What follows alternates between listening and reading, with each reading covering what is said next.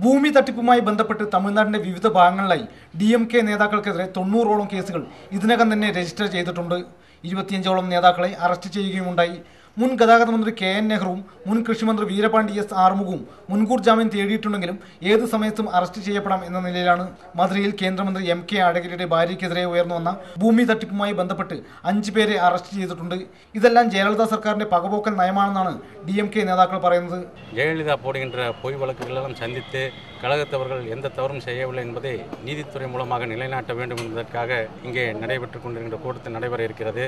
അതുകൊണ്ടാണ് പാർട്ടിയുടെ general council യോഗത്തിന് മുന്നോടിയായി അഭിഭാഷകരുടെ യോഗം വിളിച്ചു ചേർത്തതും ഈ കേസുകളെ എങ്ങനെ നേരിടാമെന്ന് ചർച്ച ചെയ്തതും. പകപോക്കൽ ആരോപണമുണ്ടെങ്കിലും ജയലളിത സർക്കാരിന്റെ ഈ നടപടിക്ക് തമിഴ്നാട്ടിൽ വളരെയധികം സ്വാധീനമുണ്ട്. അതിനാൽ വളരെ കരുതലോടെയുള്ള പ്രതിരോധ നടപടികൾക്കാണ് DMK ജനറൽ കൗൺസിൽ യോഗം തയ്യാറെടുക്കുന്നത്. കോയമ്പത്തൂരിൽ നിന്ന് ക്യാമറമാൻ മനോജ് പേരാമ്പ്രയോടൊപ്പം G. പ്രസാദ് കുമാർ, അമൃത ന്യൂസ്.